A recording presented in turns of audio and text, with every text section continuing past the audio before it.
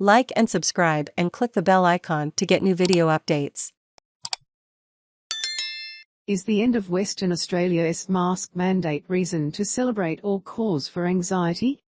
As many West Australians wake up this morning relieved to see the end of the state's mask mandate, another group is learning to deal with deep anxiety about what comes next. Among them is Sam Connor, who has limb girdle muscular dystrophy, which makes her particularly vulnerable if she were to catch COVID. She now faces the terrifying prospect of trying to dodge the virus as the risk of catching it grows, while deciding which parts of everyday life she can continue with. Ms. Connor, who is the president of People with Disability Australia, is not the only one, with others in the disability space saying the latest shift means some feel they have little choice other than to lock themselves in their homes. Over recent days, both the Premier and the Health Minister have acknowledged concerns about what today's easing means for vulnerable people. Premier can rule out reintroducing mask mandate. However, Mr McGowan today remained adamant now was the right time for restrictions to be relaxed, given the state's stable hospitalisation numbers and high vaccination rate. While announcing 75% of Rottnest Island's energy needs would be powered by renewables, Mr McGowan said he was confident the health system would cope with eased restrictions. I think the thing we need to take most notice of is hospitalisations and intensive care rates, and clearly we are managing that situation as well as can be expected and in fact much better than the modelling predicted, Mr McGowan said. It is not the end yet. We still have restrictions in place and we still have to be monitor and continue to be cautious, but we can see the finish line ahead of us, and that is why we have put these downgraded restrictions in place. WA has recorded 8,117 new cases of the virus along with 2 historical deaths. There are 233 people in hospital, with 4 in ICU.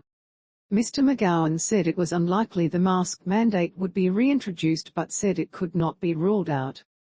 The thing about COVID is you can rule anything in or out, and I have found in the last 2 years, any time you set a hard and fast deadline or an exact point in time when something is going to happen, you regret it. He encouraged anyone who felt vulnerable to continue wearing masks.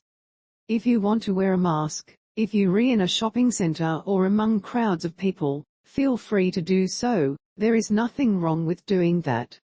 Mr McGowan also encouraged West Australians to head out and support businesses who have had it tough over the last 2 years. Today's easing has been welcomed by sectors hit hardest by the restrictions, like hospitality and events. They are pleased that many of the rules that have restricted their businesses, like mask mandates, proof of vaccination requirements and capacity limits, have ended.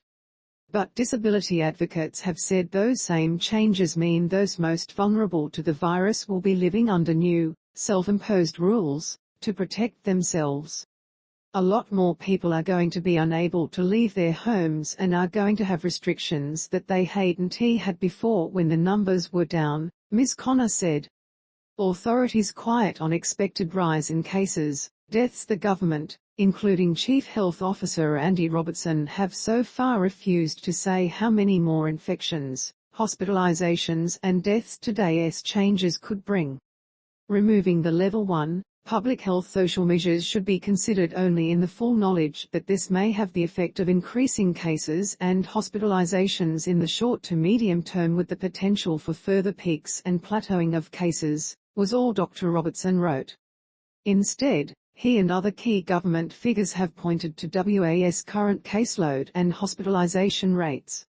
Between February 6 and the end of last week, 349,833 West Australians had tested positive for the virus, roughly in line with the government's Omicron modelling. Far fewer than expected have been hospitalised though, with only about 994 admissions so far compared to predictions of between 3 and 4.5 times that. Deaths though do not appear to have followed the same path. The modelling made an estimate of between 89 and 171 West Australians losing their lives over an unspecified 6-month period. Since the start of the year, 131 West Australians have died with the virus, potentially putting the state on track to far surpass those expectations. Mr McGowan said it was complex to distinguish between those who had died with COVID and those who had died from the virus. So essentially, most people who sadly pass away, who have COVID, are reported as a COVID death, he said. They are people that die with COVID. But some of them have died from COVID. It is often difficult to determine the cause of death. Health bodies warn restrictions.